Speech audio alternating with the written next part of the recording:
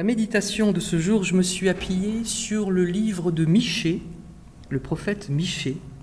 Il s'agit des versets 18 à 20 du chapitre 7 du livre de Michée.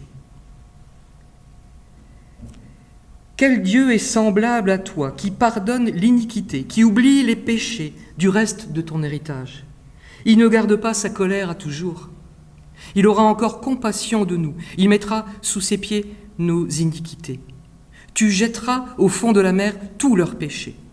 Tu témoigneras de la fidélité à Jacob, de la bonté à Abraham, comme tu l'as juré à nos pères au jour d'autrefois.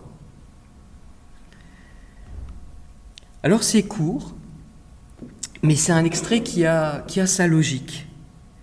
Le prophète exprime son adoration envers le Seigneur. Il raconte comment il est fidèle et finalement lent à la colère. 3 versets de louange.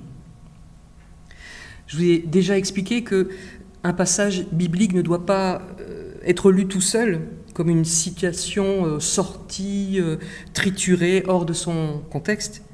Qu'est-ce qu'il y a après ? Eh bien, rien. Ce sont les 3 derniers versets du livre du prophète Michée. Qu'est-ce qu'il y a avant ? Là, c'est très interpellant. Et ça donne envie, justement, d'étudier tout le chapitre 7. Mais tout le chapitre 7, c'est juste 20 versets. Et à un moment donné, je me suis dit, je vais faire tout le chapitre 7. Mais non, ça aurait été difficile parce que commenter, interpréter, mettre en avant tout ce que nous disent les autres versets, tout ce qu'ils nous disent pour hier, mais aussi pour aujourd'hui, ça demanderait vraiment beaucoup de temps. Et il ne faut pas aller trop vite quand on étudie la Bible. Mais qui est Michée d'abord ? Alors pour le situer, il fait partie des 12 petits prophètes. Alors on ne dit pas petits prophètes parce qu'ils seraient moins importants que les grands prophètes comme Ésaïe, Ézéchiel, Jérémie, mais tout simplement parce que leurs livres, les livres de ces 12 petits prophètes, sont plutôt courts. Et donc on les a rassemblés, ils ont été rassemblés en un seul volume, on va dire, les 12 petits prophètes. Alors, j'ai envie de résumer en 2 mots qui est Michée ? Un sacré bonhomme. Quelqu'un qui sait résister aux pressions. Un exemple, quand on lit dans le premier livre des rois, chapitre 22, le roi Akab, qui s'était allié avec un autre roi pour batailler, faire la guerre, il s'était entouré de 400 prophètes, pas moins de 400 prophètes, pour leur demander leur divination. Est-ce que la victoire était au bout ou pas ? Et les 400 étaient unanimes, les 400 prophètes étaient unanimes, ils ont tous prédit la victoire militaire. Mais le second roi, celui qui s'est allié au roi Akab, il demande un 401e avis. Il dit il faudrait avoir aussi l'avis de Michée. Akab n'est pas trop d'accord, mais il convoque quand même Michée. Et Michée, il prédit la défaite. Et Akab, le roi, furieux, le jette en prison. Mais Akab, il perd aussi la bataille, comme l'avait annoncé Michée. Et il en meurt, d'ailleurs, le roi Akab. C'est un détail, mais pas un petit détail, cette histoire. Voici Michée, un prophète capable de résister à l'avis, à la pression de 400 avis de 400 prophètes, qui vont tous dans le même sens, victoire militaire. Et non, lui, il annonce la défaite, et c'est la prison pour lui. Le roi Akab ne veut pas qu'on lui dise ce qu'il ne veut pas entendre. Ça vous dit rien ? Comme un air de déjà-vu ? Quand je lis tout ceci, mais comme ce texte biblique nous parle d'aujourd'hui, nous sommes bien conscients, par exemple, que de nombreux aspects dans la vie économique, la vie politique, l'environnement fonctionnent de travers. Alors faire face et affronter ce que nous n'avons pas envie d'entendre, ou plutôt comme aujourd'hui, faire le gros dos et mettre notre discernement au fond de nos poches. Il y a d'ailleurs deux expressions, ça m'a fait penser à deux expressions pour parler de ce qu'on ne veut pas entendre. On dit d'abord « Oh, ça c'est un oiseau de mauvais augure ». Ou alors on traite la personne de Cassandre. Alors, oiseau de mauvais augure, en fait, les augures, c'était des divins romains qui étaient chargés de prédire l'avenir et d'interpréter la volonté des dieux. Et ils avaient vraiment un rôle très très important. Et Cassandre, dans la mythologie grecque, Cassandre, c'est la fille de Priam, le roi de Troie. Et elle avait reçu d'Apollon le don de dire l'avenir, mais il ne lui avait pas donné ce don en échange de rien. Il lui avait donné ce don en échange de la promesse qu'elle s'offre à lui. Elle a résisté à la pression, elle s'est refusée à lui, et alors Apollon s'est vengé en disant que dorénavant, toutes ses prédictions, même vraies, elles ne seraient jamais crues par personne, même de sa famille. Alors tout le chapitre 7 du livre de Michée nous parle d'aujourd'hui, et même aussi d'hier, il n'y a pas longtemps. C'est une longue lamentation qui finit par ces 3 versets, au ton tellement différent. Alors qu'est-ce qu'il y avait avant ces 3 versets ? Donc, lamentation du prophète Michée, il dénonce la corruption, il déplore l'absence de personnes justes, il s'attriste pour la méchanceté qui semble dominer. Il dit que l'injustice règne, mais aussi la trahison. Tout au long du chapitre, tout au long de ces 17 versets qui précèdent les 3 derniers, il exprime la détresse de son cœur face à toutes ces noirceurs qui sévissent parmi le peuple.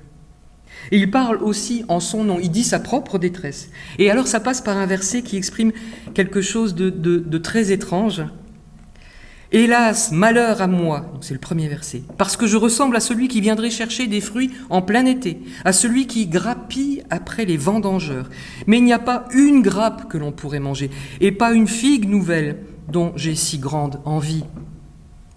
Il n'y a pas de fruits à récolter, pas de raisins, pas de figues nouvelles, ça veut dire précoces. Mais c'est qu'il est plutôt en retard, Michée, quand il se décrit. Il se compare à celui qui arrive, mais bien en retard, après la récolte, qui voudrait grappiller et encore un peu profiter des fruits. Mais non, le temps de la récolte, dans cette région, est déjà passé. En plein été, il n'y a plus rien à récolter. Alors Michée se compare à cet homme, arrivé très en retard, et qui demande quand même des choses que logiquement la terre ne peut plus lui donner. Et de même qu'il n'y a plus de fruits, il en vient aussi à chercher l'homme de bien. Verset 2. L'homme de bien a disparu du pays, et il n'y a plus de juste parmi les hommes. Ils sont tous en embuscade pour verser le sang, chacun tend un piège à son frère. Michée, il a l'air vraiment bien déprimé, car même s'il dit certainement vrai, le fait d'être tellement dans la généralisation, l'homme de bien a disparu. On n'en trouve plus un seul dans tout le pays. On a l'impression dans cette généralisation qu'il parle aujourd'hui. Vous savez, quand on parle de la situation dans le monde, ou même en Belgique, on a aussi cette tendance à généraliser les choses, ou sur des aspects sociétaux, de dire par exemple les jeunes ne savent plus écrire correctement. Vous savez, il suffit de leur donner ça, et ils demandent ça. Et ça marche avec toutes les catégories de personnes. Les politiciens, je n'y crois plus. Ils ne sont pas près des vrais gens. Tu as déjà rencontré un restaurateur qui ne fait pas du black ?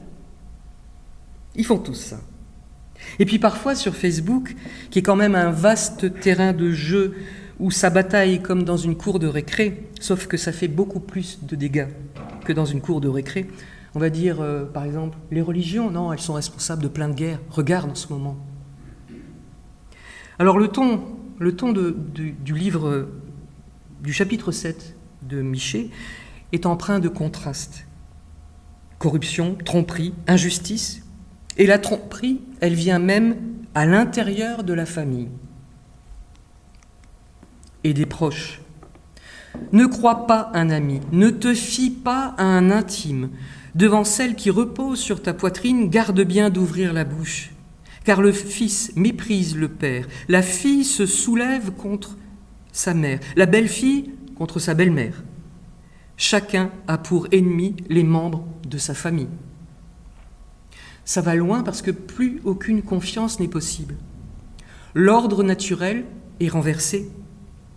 On sait bien que s'il n'y a plus de famille comme refuge, s'il n'y a plus d'amis fiables, si chacun est un traître, tous les repères disparaissent. Des repères, mais c'est même encore plus que ça, le fondement de la société, avec ce commandement « Honore ton père et ta mère ». Si ce pilier-là saute, c'est comme si cette société-là se précipitait dans le vide. Et il y a alors de quoi entretenir, alimenter un sentiment de désespoir et de détresse et de très très grande solitude. Mais on voudrait bien, comme le roi Akab, ne pas écouter, ne pas entendre ce que nous ne voulons ni savoir ni entendre. Mais Michée prévient, la catastrophe approche, nous n'allons pas y échapper. Comme aussi aujourd'hui, nous restons sourds à certaines alertes, à certaines alarmes. Le jour annoncé par tes prophètes, le jour de ta punition approche, c'est alors qu'ils seront consternés. Comme aujourd'hui encore, soit on ne veut pas savoir, on décrète que les scientifiques se trompent ou nous trompent. Non, le climat va très bien. Soit on écoute, on comprend un peu, mais pas assez pour se décider à changer quelque chose dans notre vie au quotidien. Et on se trouve des bonnes excuses pour ça. Pourquoi moi j'irai au travail à vélo, sous la pluie du mois de mai par exemple, alors que cette semaine, les Diables Rouges ont pris l'avion pour s'entraîner à Freiberg, en Allemagne. 1 heure d'avion contre 4h30 de train. On en a beaucoup parlé dans les médias. C'était arrivé aussi en France, où on avait critiqué l'équipe de France qui s'était déplacée en avion et le sélectionneur avait dit on n'allait pas y aller en char à voile. Et ça avait fait rire tout le monde. C'est sûr qu'avec ce réflexe de dire si tu ne commences pas à faire des efforts, toi, moi non plus, je ne ferai pas d'efforts de mon côté. Je ne commencerai pas. Ou alors, une autre bonne excuse, ce ne sont pas les petits gestes citoyens de chaque jour qui vont changer la donne. Alors, je ne fais rien. Ce texte de Michée, il est vraiment très actuel. Ils seront consternés. Oui, à un moment donné, nous serons consternés, atterrés. Nous, déjà, mais encore plus nos enfants. Mais au milieu de cette obscurité, Michée trouve son refuge dans celui qui pardonne et restaure, celui qui remet debout. Ne te réjouis pas à mon sujet, mon ennemi, car si je suis tombé, je me relèverai. Si je suis assise dans les ténèbres, l'Éternel sera ma lumière. Michée, et nous pouvons le suivre dans sa réflexion, il garde confiance. Parfois on tombe, on a l'impression que ce n'aura pas de fin. Et Michée proclame « Je me relèverai ». C'est dans ce contexte que les versets 18 à 20 prennent tout leur sens. Après avoir exposé la misère du peuple, les mauvais choix du peuple, Michée se tourne vers Dieu dans un cri d'adoration et de louange. Quel Dieu est semblable à toi, tu pardonnes la faute, tu oublies la révolte du reste de ton héritage. Il ne garde pas sa colère à toujours, car il prend plaisir à la bonté. Il aura encore compassion de nous, il piétinera nos fautes, tu jetteras au fond de la mer tous leurs péchés. Et Michée y décrit qui est ce Dieu, celui qui nous relève. Un Dieu qui, malgré les mauvais choix de son peuple, choisit de pardonner, de restaurer. Dieu, ce n'est pas un Dieu lointain et distant, mais un Père aimant, qui a pitié de nous dans nos fragilités et nos faiblesses. Il désire restaurer la relation, cette relation que nous avons nous-mêmes brisée. C'est un Dieu fidèle, pas comme nous. La conviction aussi que Dieu ne garde pas sa colère à toujours. Cette conviction-là devrait nous inspirer une confiance indéfectible même dans les moments les plus difficiles. Quelque chose peut changer. Je ne suis pas perdu à jamais. L'obscurité ne sera pas définitive. C'est un Dieu qui prend plaisir à la miséricorde, à la compassion. Il revient vers son peuple. Et comme pour faire table rase du passé, il y a cette jolie image de Dieu qui jette nos fautes, nos mauvais choix au fond de la mer. C'est pour ça que je disais au début qu'il était plus intéressant de méditer sur tout le chapitre 7, du verset 1 au dernier verset, pour voir comment le ton de Michée change. Il évolue de la désolation à l'espoir, en soulignant la capacité à Dieu à transformer les situations les plus sombres en source de lumière et de rédemption. Pour autant, on a encore des doutes, parce que parfois, vraiment, nous avons l'impression que l'obscurité s'est définitivement installée, ou alors que ça nous demanderait tellement d'efforts et de changements à nous pour en sortir de cette obscurité, de ces inquiétudes qui nous taraudent. On a l'impression qu'on n'y arrivera pas. On est alors dans le doute et le découragement face aux circonstances difficiles. Et lorsque les situations désastreuses semblent dominer, il peut être difficile de maintenir une foi ferme. C'est difficile aussi d'attendre, de patienter et de garder cette foi ferme quand nous voudrions que toute inquiétude s'envole très vite, que tous les problèmes trouvent leur solution. Et quand nous étions à terre, tombés, peut-être blessés, on n'est pas d'un coup, d'un seul debout, sans cicatrices et vieilles douleurs. Difficile de maintenir une foi ferme. Cela dépasse toute compréhension. Et pour des Occidentaux comme nous, encore plus, nous qui avons cette fichue tendance à vouloir tout rationaliser, à être dans le contrôle, pour avoir cette illusion d'être libre, ça n'est pas naturel du tout de se dire « je ne comprends pas tout, c'est au-delà de mon intelligence, mais je vais faire confiance. Je vais accepter cet appui que m'offre le Seigneur. Je vais m'abandonner à lui, lâcher prise. » On n'est vraiment pas les spécialistes de lâcher prise en Occident. Alors, quelles sont les implications dans ma vie de chrétien ? Si par exemple nous faisions en sorte d'appliquer au quotidien cette vision d'un Seigneur compatissant, fidèle, lent à la colère, en étant un appui pour nos frères et sœurs, cela transformerait notre façon de penser, d'agir et d'être en relation avec les autres.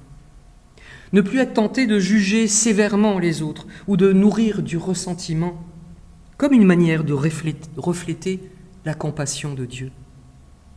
Et de même que nous louons Dieu avec les mots du prophète Michée, nous pouvons aussi cultiver une attitude d'émerveillement et nous laisser happer par les petites pépites d'or de la vie. On a commencé à parler d'or avec l'histoire des enfants.